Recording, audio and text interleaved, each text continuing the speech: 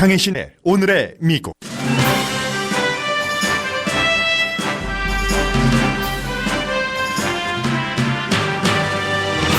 중간선거를 엿새 앞두고 양당의 전현직 대통령, 부통령들이 모두 선거 유세에 뛰어들었지만 격전지의 선거 결과를 예측하기가 힘듭니다. 민주당 게빈 뉴섬 후보가 당선될 게 거의 확실한 캘리포니아 주지사 선거가 중간선거 이후 미국 정치계를 예고하고 있습니다. 뉴섬 부지사가 주지사가 되면 캘리포니아주는 트럼프 대통령과 헬스케어와 이민 이슈 등에서 더 강하게 싸울 것으로 보입니다. 트럼프 대통령은 오늘 아침에도 난민 신청을 하기 위해 미국으로 오고 있는 캐러밴 행렬의 상당수가 지독한 악당과 갱 멤버라고 사실과 다른 트윗을 했습니다. 출생 시민권은 미국에 더 이상 존재하지 않을 것이라는 트윗도 했습니다. 출생 시민권에 대해서는 트럼프 대통령이 불분명하게 말한 정도인데도 큰 논란입니다. 미국의 근본을 흔드는 이슈이기 때문인데 이 이슈에 대해 로스앤젤레스 타임즈와 워싱턴 이그제미너가 반대의 사설을 실었습니다. 러시아 스캔들을 수사하는 특별검사에 대한 거짓 추문을 퍼뜨리는 그룹이 있어서 특별검사가 수사를 의뢰했습니다. 3, 4분기 임금이 지난 10년 사이 최고 수준으로 늘어났습니다. 반면 주식시장 하락을 기정사실로 보는 전문가가 늘어납니다. 지금은 오름세입니다. 자넷 옐런 전 연방준비제도 이사는 미국의 예산 적자는 감당하기 불가능할 정도라고 경고했습니다. 본인에게 마술봉이 있다면 세금을 인상할 것이라고도 말했습니다. 잃어버린 기회와 비극, 희망, 그리고 미국, 로이터 통신이 현대와 북한과의 미래를 전한 기사입니다.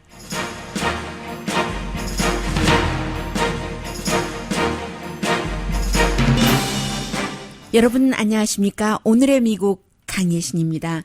오늘 제가 새벽에 출근을 하는데요. 110번을 타고 오거든요. 프리웨이를. 웨이셔에서 내려서 쭉 새벽에 자동차가 없으니까 깜깜한데 오다 보면은 레온 색이 참 예쁩니다. 파란 빛에 로열 윌셔 이렇게 써 있는 빌딩을 아마 여러분들께서는 그 빌딩에 로스앤젤레스 윌셔를 자주 다니시는 분이라도 그런 글자가 써 있다는 것을 인식하시는 분들이 거의 없으실 거예요. 왜냐하면 제법 높은 빌딩이고 빌딩 꼭대기에 푸른 빛으로 그렇게 써 있습니다. 그리고 그 글씨는 윌셔에서요. 프리웨이에서 내려서 쭉 오다가 후보까지 오기 전에 그러니까 동쪽에서 서쪽으로 드라이브를 할 때요. 그 훨씬 전에 보이기 시작하거든요. 참 아름답습니다. 한번 찾아보세요. 제가 그쯤 오고 있을 때 NPR 방송에서 어떤 보도를 하냐면 NPR은 거의 그 뉴스 중심으로 방송한다고 보시면 되니까요. 특별한 경우를 빼고는 샌드라 데이 오코너 은퇴한 연방 대법관과 윌리엄 랭퀴스트 연방 대법원장이었죠. 두 사람의 젊었을 때에 알려지지 않았던 러브 스토리를 보도를 하는 겁니다. 함께 1949년도에 스탠포드 대학교 법대를 다녔는데 그때 윌리엄 랭퀴스트는 26살이었고 그 GI 빌로 그 스탠포드 법대에 들어간 사람입니다. 샌드라 데이 오코너는 19살이었습니다. 그 당시에 그 1949년이니까 미국에서도 여성이 법대 들어가고 하는 것이 참 드물어서요. 유일한 학생이었대요. 그래서 데이트를 했죠. 몇 개월 그 데이트를 했는데 그리고 나서는 오코너가 2학년이 되면서 서로 헤어졌고 또 그 윌리엄 랭키스트는 26살이나 됐으니까 졸업하고 동부라든가요. 어디 다른 쪽으로 가 있는데 이제 그 사이에 존 오코너와 같이 이제 다 그 대학교 다니고 있는데 존 오코너와 샌드라 데이 오코너가 라스트 네임이 오코너잖아요. 데이트를 했습니다. 40일 동안 40번을 만났대요. 얼마나 열렬한 데이트예요? 그런데 아마 윌리엄 랭키스트는 그 사실을 몰랐는지 편지를 딱 그 샌드라 데이 오코너에게 보내서 라스트 네임 모르겠어요. 원래 결혼하기 전에 라스트 네임은 올여름에 나하고 결혼할래? 이렇게 해서 샌드라 데이 오코너가 다 당연히 디클라이닝 했죠. 그리고는 그 해에 바로 존 오코너와 결혼을 한 겁니다. 그러나 윌리엄 랭키스트도 뭐 그렇게 뭐 슬픔에 빠져서 오랜 동안 고민하고 하지 않았어요. 세월이 조금 지나서 다른 여성과 결혼을 했고 나중에 윌리엄 랭키스트 연방 대법원장이 사람들에게 늘 그 본인이 결혼해서 함께 살았던 본인보다 한 14년인가 일찍 숨졌거든요. 그 와이프가 내 평생 유일한 나의 사랑이다. 이렇게 얘기를 했었고요. 샌드라 데이 오코너도 여러분께서 기억하실지 모르겠습니다만은 2006년인가요? 2005년인가요? 그 부시 대통령에게 저 은퇴합니다 했을 때 남편이 이미 알츠하이머에 걸려서 남편과 시간을 더 보낸다 하면서 이 샌드라 데이 오코너가 은퇴를 했고 남편이 이제 더 이상 집에서 함께 살 수 없을 정도로 치매가 좀 강해졌을 때 요양원인가 병원인가 이렇게 가서 뜰을 걷고 하면은 와이프를 못 알아보는 거예요. 샌드라 데이 오코너를 그런 사랑을 하고 윌리엄 랭키스트를 물리치고 결혼을 했는데도요.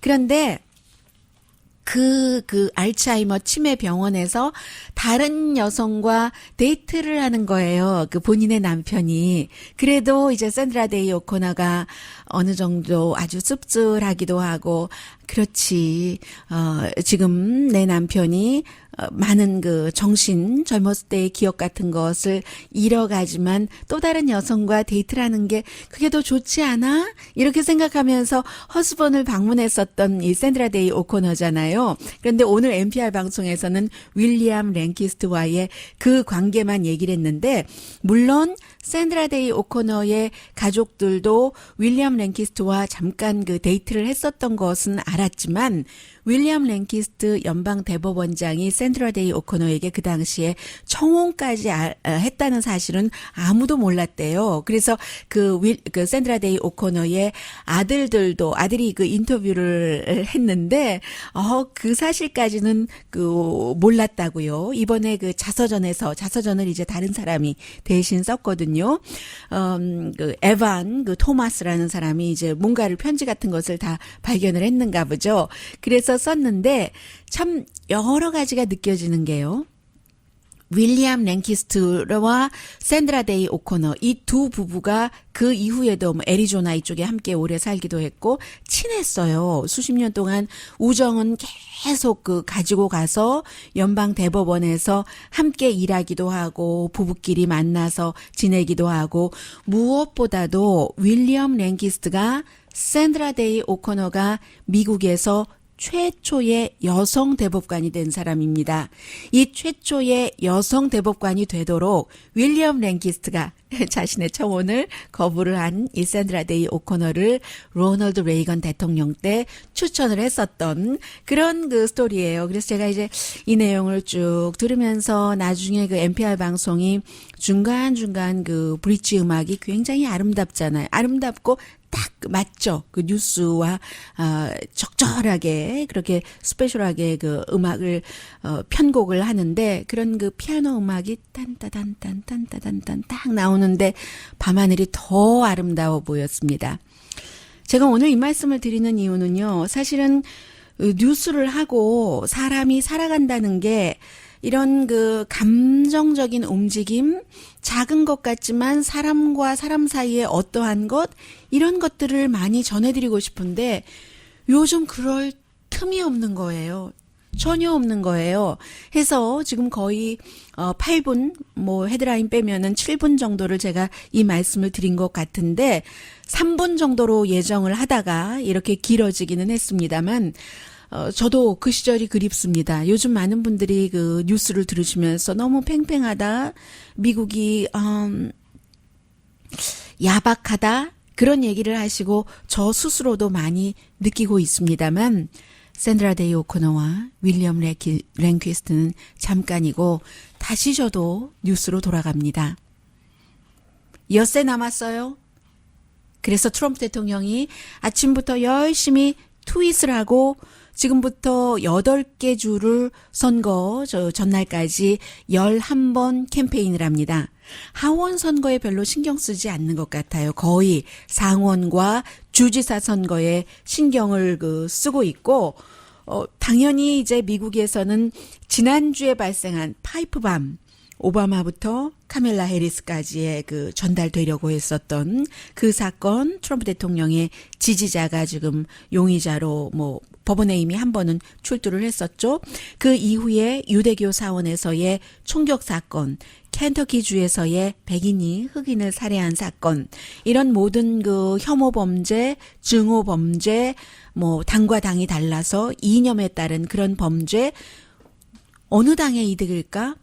하원은 민주당 쪽에 이제 시간이 지나가면서 이게 조금 이득일 것이라고 보는 것 같습니다. 브렛 캐버나우 연방 대법관이 임명된 이후에 그 시기를 중심으로 해서 공화당에 조금 반짝했다가 지난주에 이런 사건들로 공화당 쪽으로 향하는 그 지지율이 잡힌 것으로 보고요. 또 그에 비해서 공화당은 조금 걱정하고 있지만 누가 알겠어요. 사실 그 결과는 알 수가 없지만 그냥 전문가들이 보기에 그렇다는 겁니다. 그에 비해서 투표율이 낮으면, 보통 미국에서 투표율이 낮으면 민주당에 좋다고 얘기를 하죠. 왜냐하면 공화당이 기본적으로 투표를 많이 하는 사람들이 있으니까. 그런데 이번에는 투표율이 낮으면 민주당에 유리하다고 민주당에서는 계산을 하고 있습니다. 왜냐하면 트럼프 대통령을 싫어하는 사람들이 너무 강력한 싫어함이기 때문에 내가 꼭 나가서 한 표를 던지겠어. 민주당 쪽으로. 그런다는 거예요. 투표율이 높으면 그래도 민주당에 유리하다는 얘기입니다. 특히 이제 젊은이들이 투표율이 높다면, 만약에 투표율이 그럭저럭 하다면 그러면 이게 이제 공화당이 좋은 거죠. 기본적으로 공화당이 투표율이 높기 때문에. 그런데 이것도 딱 믿을 수가 없어요. 왜냐하면 지금 요즘에는 한 40% 그 이상이 조기 투표인데 우편 투표로 많이 하는데 다 했잖아요. 그랬기 때문에 뭐라고 할 수 없고, 민주당 쪽에서는 계속 헬스케어에 포커스를 두고 있고 공화당 쪽에서는 문화 전쟁, 그래서 리틀 트럼프 다 해서 트럼프 대통령처럼 굉장히 좀 극단적이라던가 과격하게 발언하는 그런 공화당 후보들이 굉장히 많고요. 뭐가 있습니까? 공화당에서는 민주당이 병력이 있는 사람들 헬스케어 혜택을 못 보도록 한다 하는 지금 가짜 홍보 많이 하고 있어요. 이것은 절대적으로 그렇지 않습니다. 민주당이 오바마 케어라는 게 결국은 공화당인 존 로버츠 연방 대법원장의 도움으로 어포러블 케어 액트, 오바마 케어가 완전히 대법원에서 합법화가 됐잖아요. 그것의 가장 중요한 부분 가운데 하나가, 병이 있는 사람도 그동안은 보험회사에서 보험회사는 돈 버는 회사잖아요. 정부는 아픈 사람 고쳐주자는 것이고, 해서 보험회사에서 받아주지 않는 사람도 강제로 받도록, 당뇨병도 암 환자도 돈 많이 안 내게 하고, 이게 공화당의 헬스케어의 가장 중요한 것이기 때문에 이것을 반대로 얘기하는 건 너무 양심 없는 선전이고요. 그리고는 이제 트럼프 대통령이 웨스트 버지니아도 가고 플로리다주는 여러 번 가네요. 그에 비해서 민주당에서는 조 바이든과 버락 오바마 전 대통령 부통령이 트럼프 대통령처럼 많은 건 아니지만 오바마 대통령 내일과 모레 조지아와 플로리다 주지사 선거에 유세 나가고 있고요. 오늘 아침에 텍사스주에서 발행되는 Fort Worth Star Telegram이라는 신문의 컬럼을 많은 사람들이 인용을 하고 있는데, 한마디로 이쪽도 아니고 저쪽도 아닌 컬럼 내용이었어요. 트럼프 대통령의 리얼리티 쇼가 예측 불가능한 것처럼 이번 선거 결과도 예측 불가능하다 하는 정도였거든요. 그런데 이제 하나 정도는 제가 말씀드릴 수 있을 것 같아요. 게빈 뉴섬 캘리포니아 부지사가 지금 트럼프 대통령이 강하게 지지를 한다고는 하지만 워낙에 캘리포니아주가 공화당주가 아니잖아요. 해서 공화당 비즈니스맨인 존 칵스가 한 20포인트 정도 지고 있으니까 캘리포니아는 또다시 현재의 부지사인 게빈 뉴섬이 주지사가 된다, 이렇게 봐야지 되는데, 저는 이 요즘 전국적인 뉴스를 전해드리느라고 정말 중요한 캘리포니아 뉴스도 많이 커버를 못하고 있는데 게빈 뉴섬을 볼 때마다 어떤 생각이 나냐면요.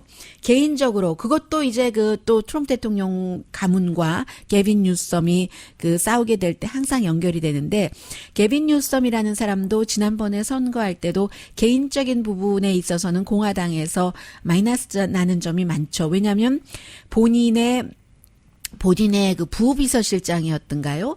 그런 그 와이프와 그 와이프도 역시 선거 그 본부에서 일을 하고 있었는데 정분이 나서 결국은 와이프와 헤어졌고 그 와이프가 민주당에서 공화당으로 싹 바꾸고 원래는 CNN 같은 데 많이 나왔어요. 그러다가 나중에 이제 그만두긴 했지만 그 팍스에서 쇼 호스트를 했고 그러다가 트럼프 대통령의 아들과 연애를 하잖아요. 그런데 이제 이 케이스도 게빈 뉴섬이 먼저 그 와이프에 대해서 부정한 행위를 했다고 하지만 그 와이프도 뭐 이혼하고 나서 몇 개월 만에 또 결혼했어요. 아주 부자 가구 점의 그 CEO와 결혼을 했는데 그리고는 지금 트럼프 대통령의 장남과 데이트를 하는데 장남도 이혼 서류 다 끝나기 전에 데이트하면서 서로 캠페인하고 다니면서 트럼프 그 재단에서 일하고 있고 트럼프 재선 캠페인에서도 일하고 있고 하는 사람이 게빈 뉴섬의 엑스와이프거든요.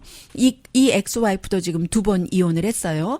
그래서 이런 개인적인 상황도 있고 게빈 뉴섬의 캘리포니아주는 부지사였었을 때 지금 제리 브라운이잖아요. 80세고 더 이상 안 한다고 하고 44건이나 연방 정부에 대해서 캘리포니아주가 고소를 했는데 가장 중요한 게 지금 헬스케어, 이민, 캘리포니아주는 이민을 포용을 하는 주이잖아요. 그런 것으로 인해서 게빈 뉴섬이 주지사가 되고 나면은 더 이 연방 정부와 부딪힐 수 있다는 거죠. 굉장히 좀 실험적이고 좀 창조적인 뭐 아방가드르적이다 이런 표현들을 많이 하고 있는데 슈퍼바이저 할 때부터 그랬어요. 뭐 홈리스 피플에 대해서 하는 정책이라든가 등등. 그리고 또 하나는 민주당에서 지금 낸시 펠로시 그 하원 그 대표가 인기가 없는데 낸시 펠로시와 가깝고요. 낸시 펠로시의 지역구가 샌프란시스코니까요. 그래서 이제 앞으로 이게 어떻게 될 것인가. 환경 문제도 연방 정부와 이제 사사건건 부딪혀야지 되고 다행히 캘리포니아주는 제리 브라운 주지사 시절에 경제가 굉장히 그 좋아서 또 잘 운영을 했기 때문에 이런 때 예비비를 많이 마련은 해놨어요. 그러나 캘리포니아주의 경제가 워낙에 커서 자동차도 그렇지만 경제도 뭐 국가별로도 한 뭐 5번, 6번째 정도는 되잖아요. 그래서 뭔가가 조금 잘못된다면 돈이 많이 들어가는 주이거든요. 그게 하나가 그 염려되는데 그 게빈 뉴섬은 본인이 뭐 슈퍼바이저 할 때나 시장 할 때나 재정이 좋았을 때 해본 적이 없다. 나는 항상 나빴을 때 했기 때문에 만약에 지금 굉장히 많은 사람들이 주식시장도 어려워진다고 하고 너무나 그 대단한 그 세금 개혁안 때문에 경제가 어려워질 것이라고 예측하는 사람이 많으니까 캘리포니아주에서도 그런 일이 올 수도 있다고 생각을 하는데 그것도 나는 할 수 있다. 그리고 트럼프 행정부와 연방 행정부와 캘리포니아주가 선거 끝나고 나면 대단히 큰 이슈들로 싸울 것이다 하는 것이 예고가 되고 이것은 캘리포니아주만 그런 것이 아니라 만약에 지금 주지사 선거에서 뭐 민주당이 조금 더 의석을 갖게 되면 항상 또 캘리포니아주가 나가면 다른 주들에서 치고 또 나오잖아요. 이게 또 중간선거 이후에 큰 변화가 될 수도 있다. 이 정도 캘리포니아 주지사는 게빈 뉴섬 뭐 이 정도 현재 말씀드릴 수 있습니다.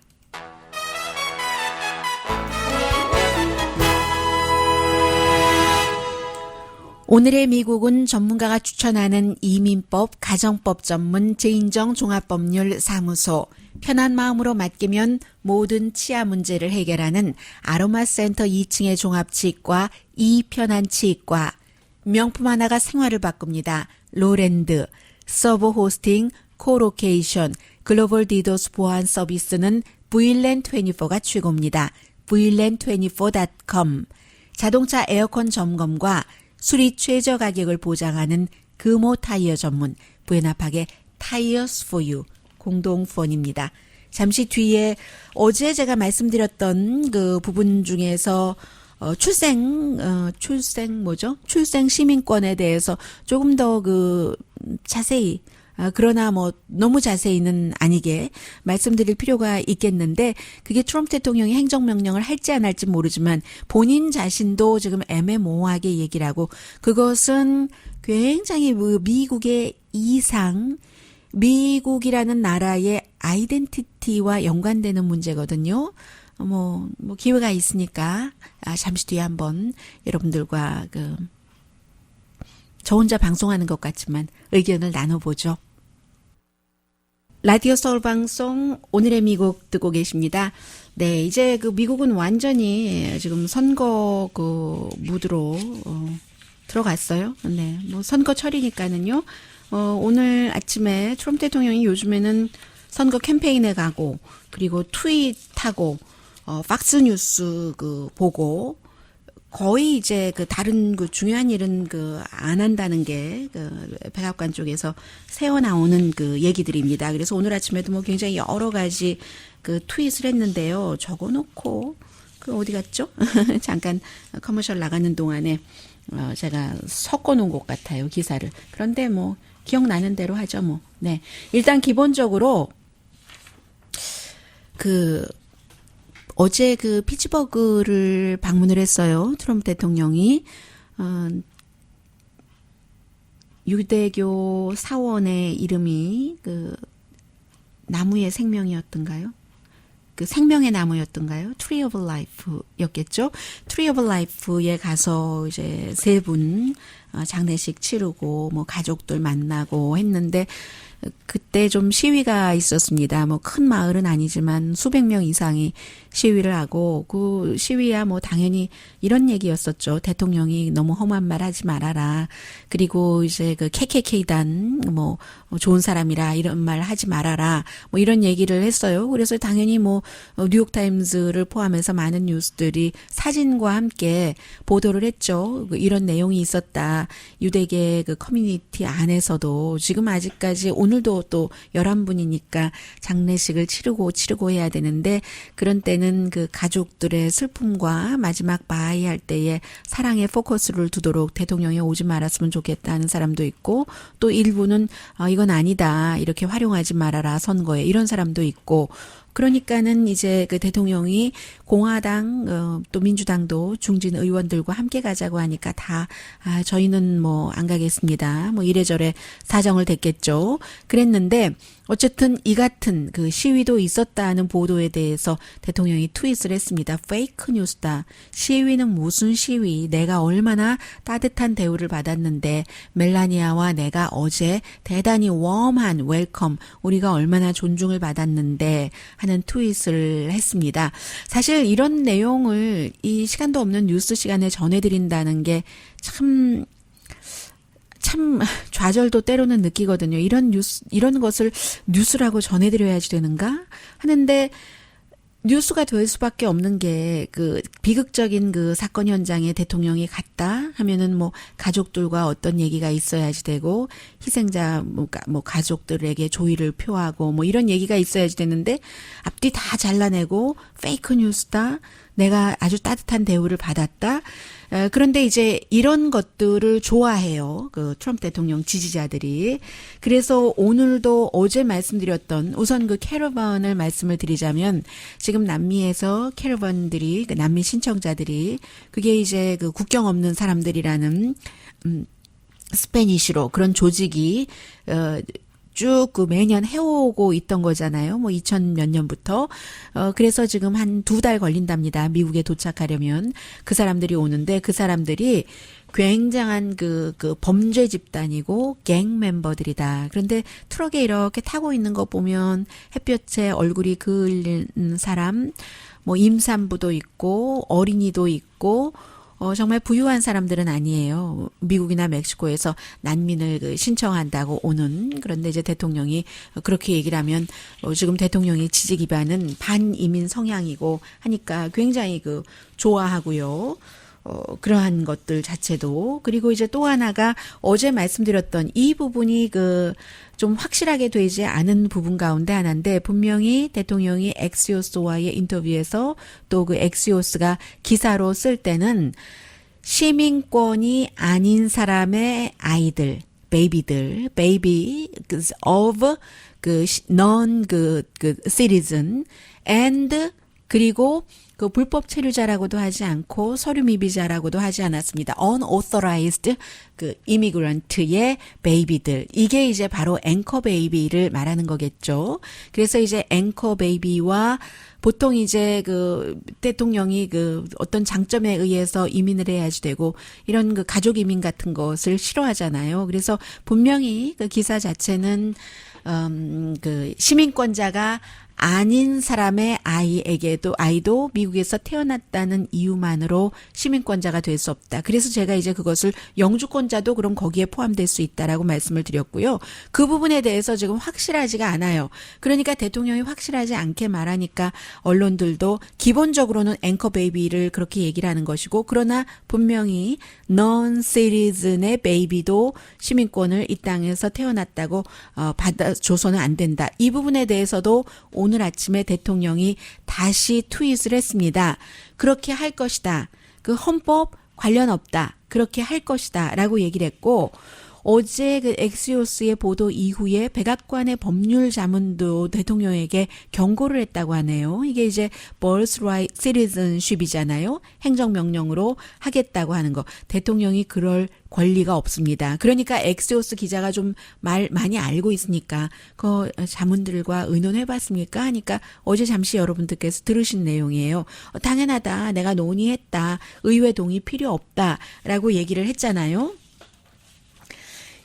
워싱턴 이그제미너가 많은 공화당의 뜻, 그리고 심지어는 민주당에서도 한인들 가운데서도 앵커 베이비에 대해서는 거부감을 느끼는 분들이 많이 계세요. 그래서 이제 워싱턴 이그제미너의 사설을 보면, 그러나 왜 미국에서 이 땅에서 태어난 아이는 서류 미비자 내지는 불법 체류자의 아이라도 시민권을 주느냐. 이것은 미국의 또 다른 큰 그림입니다. 일단 워싱턴 이그제미너의 사설을 전해드리자면은요.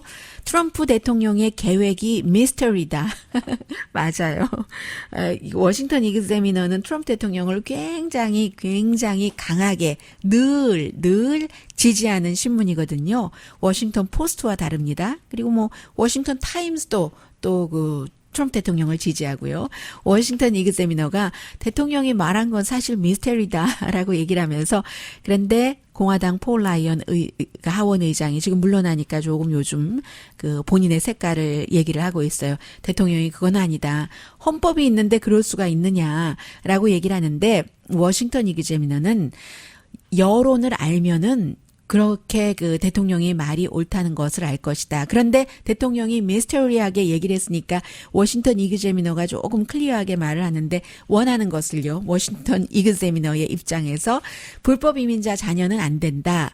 자동적으로 시민권을 주면은 안 된다. 그러나 영주권자 자녀는 시민권을 줘야지 된다. 이게 아마 여론인 것 같아요. 당연히 그렇지 않겠어요? 오늘 워싱턴 포스트도 잠깐 여기에 대해서 언급한 게 있는데, 과거에 로널드 레이건 대통령이 누구에게 받은 편지를 인용을 해서 얘기한 거 보면, 미국 사람들 독일이나 터키에서 살 수 있지만 독일 시민이나 터키 시민이 될 수 없다라고 얘기를 했다는 거예요. 미국에서는 미국에서 살다 보면 미국 시민 될 수 있잖아요. 그리고 요즘 유럽에서 이민 문제로 인해서 정치, 문화적으로 굉장히 분열이 됐고, 일본은 이민을 안 받아들여서 망해간다, 죽어간다, 인구가 없으니까요. 자꾸만 주니까, 이런 얘기를 쭉 하면서, 그래서 미국은 합법적인 이민자의 아이라면은 시민권을 줘야지 된다. 그러나 그 밖에는 이게 무슨 헌법이냐, 정책으로 하면 되지 하는 게 워싱턴 이그제미너예요. 해서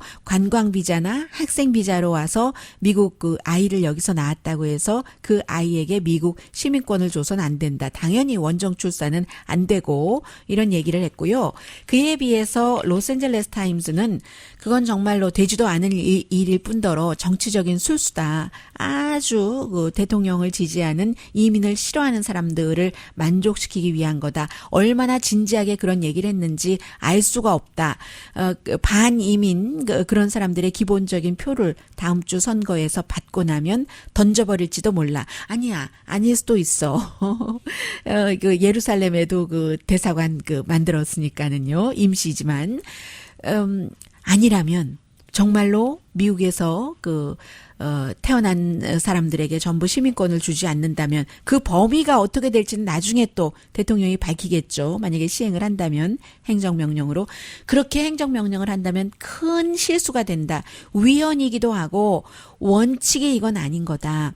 birthright citizenship은 미국에서 평등과 포괄의 상징이다. 어떤 것이요? 속지주의잖아요. 미국 이 땅에서 태어나면. 이 속지주의라는 것이 그냥 속지주의다. 이 땅에서 태어나면 시민권을 준다 해서 그치는 게 아니라 미국인은 혈통주의에 의한 게 아니라는 것을 강조하는 것이다. 우리는 피에 따라서 우리 피가 뭐 이게 아니라 인디안 아메리칸 빼놓고 미국 사람이 어디 있어요. 진짜 미국 주인이. 트럼프 대통령도 독일 이민자잖아요. 한동안 독일 이민자 아니라고 속이기는 했었지만 오랜 동안 왜냐하면 그 유대인 그 뉴욕에서 장사하고 사업하려면 그 아버지도 할아버지도 다 유대인을 그 억압한 독일을 해서 그랬지만 어쨌든 그래서 스웨덴계로 속였든가 했잖아요. 그런데 미국은 인디안 아메리칸 빼놓고 누가 그 혈통주의를 할 수가 없잖아요. 그래서 그 기본적으로 속지주의를 바탕으로 놓고 그러다 보니까 그 이래저래 그 작은 것들은 큰 개념에 가려놓고 또 미국이 발전하기 위해서 많은 이민자들이 필요했었던 것이고 그것이 불법 이민이건 합법 이민이건 또 무엇이 있었냐? 14조항 헌법 수정헌법은 남북전쟁 이후에 태어난 모든 사람 귀화한 미국인 또 그 법의 그 테두리 안에서 시민이 된다 하는 것인데 이게 이제 1898년도에 United States and Wang King Act이라는 그 중국 그 시민 중국 부모를 둔 그 자녀에게 시민권을 주느냐 마느냐 여기서 케이스가 왔는데 또 하나가 있잖아요. 이 땅으로 끌고 와서 실컷 일 부려먹고 노예 해방시켜줬는데 그럼 그 노예가 낳은 아이를 미국 시민으로 할 것인가 말 것인가 이것 때문에도 이게 이제 미국이 그 속지주의로 됐다는 얘기예요. 그래서 대통령은 지금 가차없이 이민자를 악마화하고 이민 자체를 악마화하는데 그런 그 트럼프 대통령과 트럼프 대통령을 지지하는 사람들의 그 성향에 대해서는 굴복하면 안 된다. 이게 이제 로스앤젤레스니까 로스앤젤레스의 또 특수성에 의해서 오늘 LA 타임스 사설이 지적한 얘기입니다.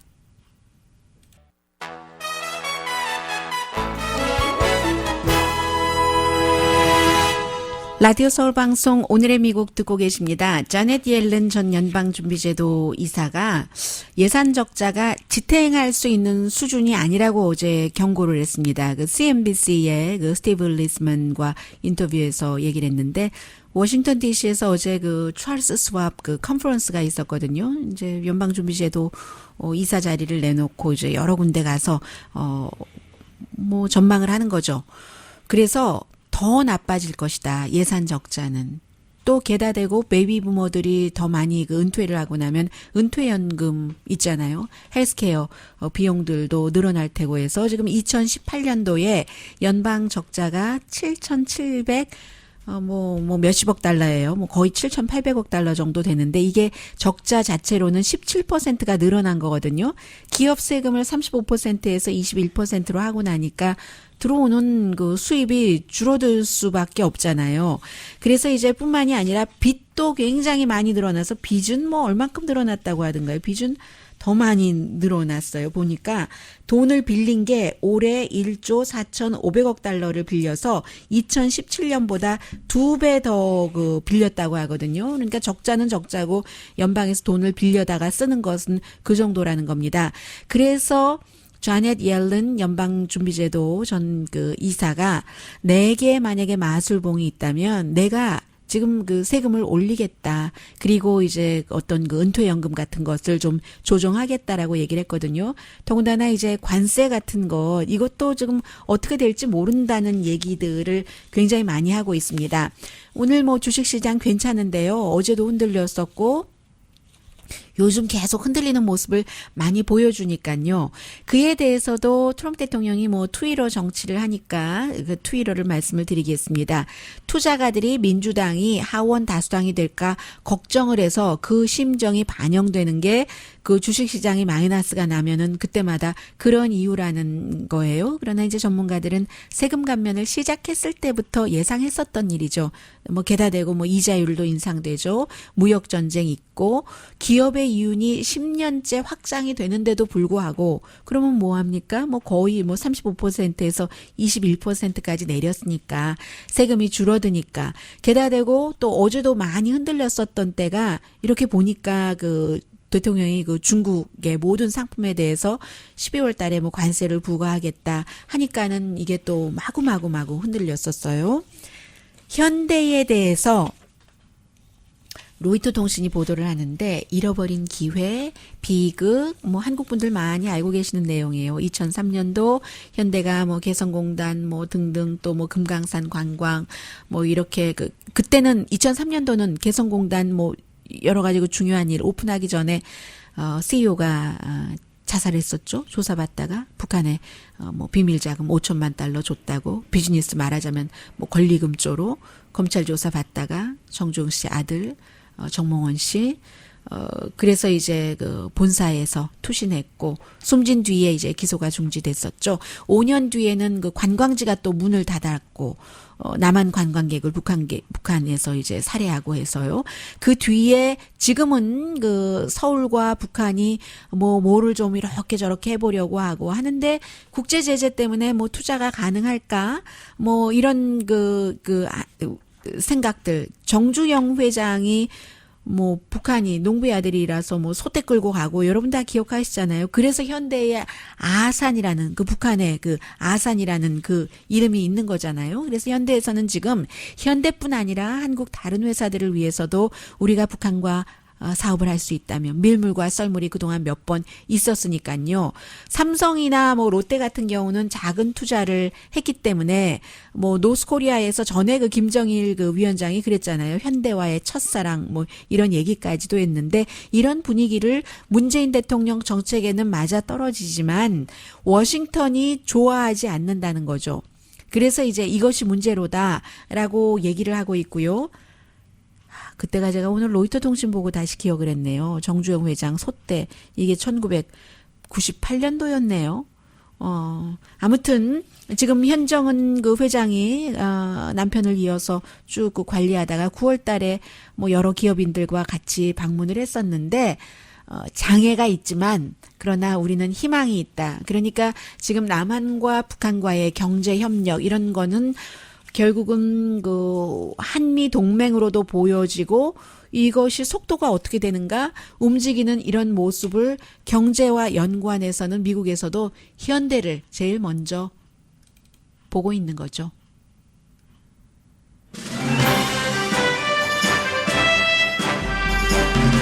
이 내용은 뭐 한 줄로 전해드려도 될 것 같네요. 로버트 멀러 특별검사가 그 과거에 일할 때 말하자면 뭐 미투에 해당될 만한 일을 했다 하는 것을 누군가가 조작을 하려고 했었던 거예요. 해서 사람들에게 돈도 주고 버먼트 법대 교수에게 돈도 준다고 하고 등등 했는데 뭐 뉴스맥스라고 굉장히 우파 매체에 있거든요. 거기에 뭐 저널리스트라고 말하기도 좀 그렇고 음모론자니까 그렇게 했는데 그 로버트 멀러 특별검사가 이런저런 것들을 알고 아예 먼저 이것 수사해 달라고 그 FBI에 요청을 했다고 하고요. 오늘 할로윈 데이잖아요. 샌프란시스코에서 마트에서 빨간색 그 톱이요. 그 체인 톱을 가지고 막 그 스위치를 돌리고 2개나 사람들에게 위협했다는 사람이 있다고 하는데요. 그건 그거고 오히려 저는 이런 소리 잠깐만 들려드릴까요? 이 소리인데요. 자, 네. 소리가 나나요? 안 나나요?